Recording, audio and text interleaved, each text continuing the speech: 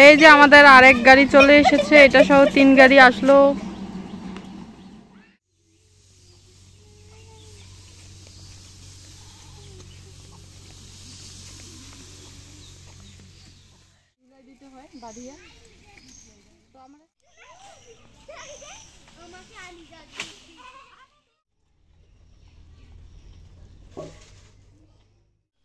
আসসালামু আলাইকুম, শুভ সকাল। তো আশা করব সবাই অনেক ভালো আছেন। আলহামদুলিল্লাহ আমরা অনেক ভালো আছি। তো আজকে চলে আসলাম সকাল সকাল নতুন একটি ব্লগ নিয়ে। তো আপনাদের কাছে আমার একটাই রিকোয়েস্ট থাকবে, সেটা হচ্ছে যে আমার চ্যানেলটা কিন্তু একদমই নতুন, আর দয়া করে একটু সাবস্ক্রাইব করে দেবেন।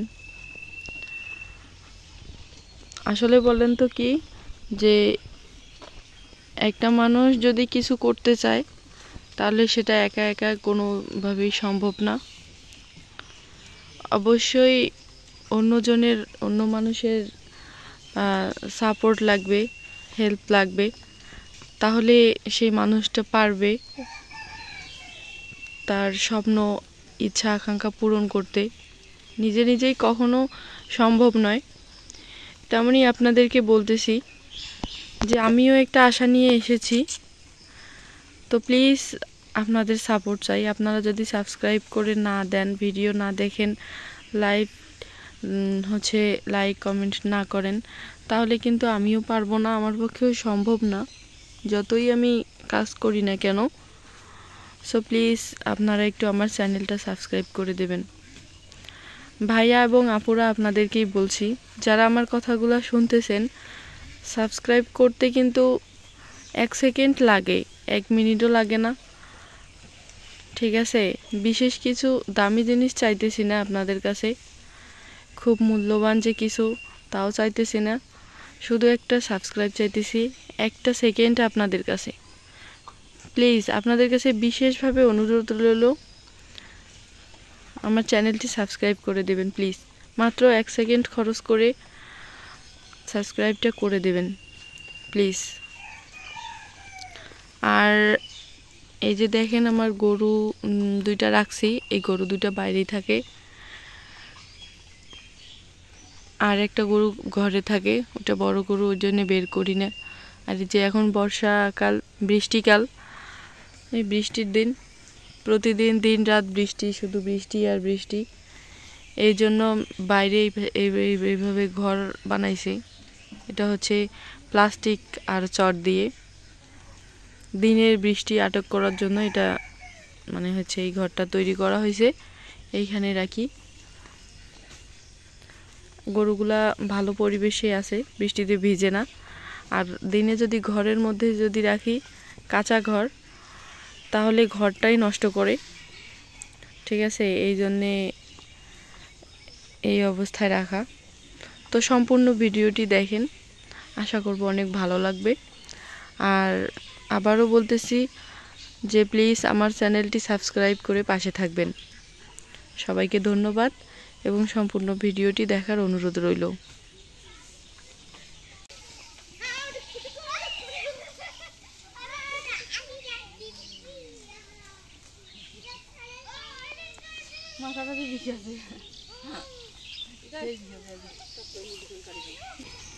বর্ষার সময় গ্রামে আসলে ছাগল গরু নিয়ে মুশকিলে পড়তে হয়।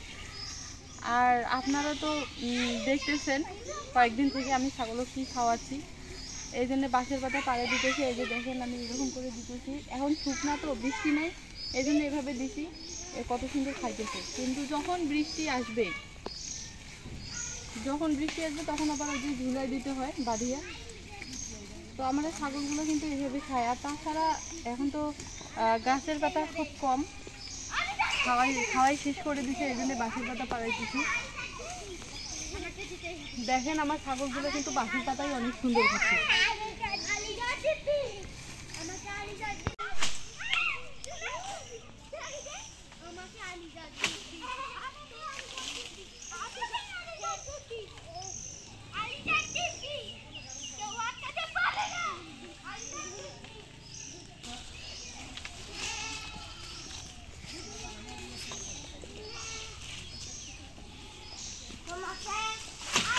Wow, aku সেইটা suka?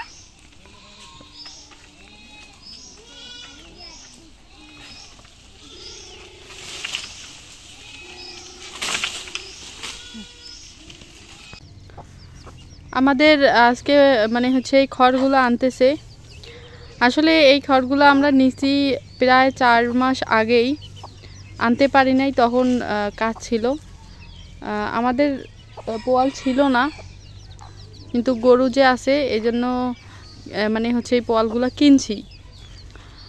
তবে আনতে পারি নাই এতদিন, সেই সুযোগ বা সময় দুইটাই ছিল না।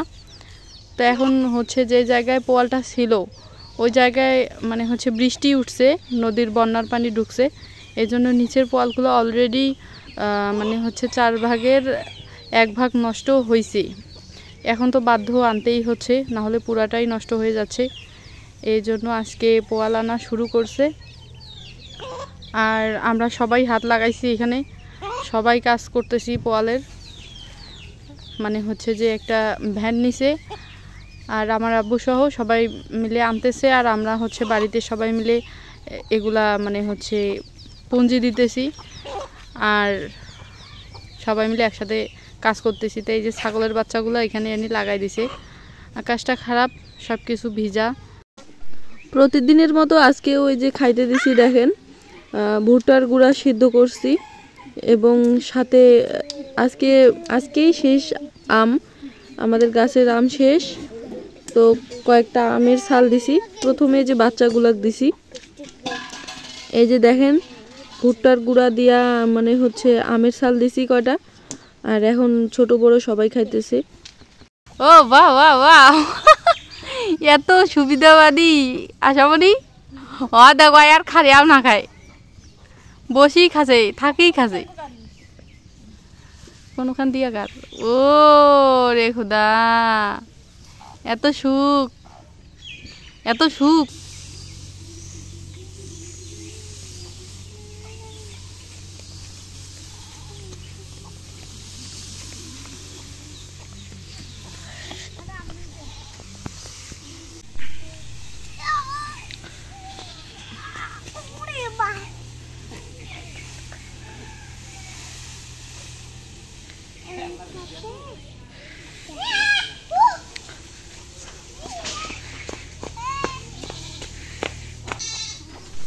তো সবাই ভালো থাকবেন, সুস্থ থাকবেন, আর ভিডিওটি ভালো লাগলে অবশ্যই লাইক, কমেন্ট এবং চ্যানেলটি সাবস্ক্রাইব করে পাশে থাকবেন। তো সবাই ভালো থাকবেন, সুস্থ থাকবেন। আজকে এই পর্যন্তই, দেখা হবে পরের দিন।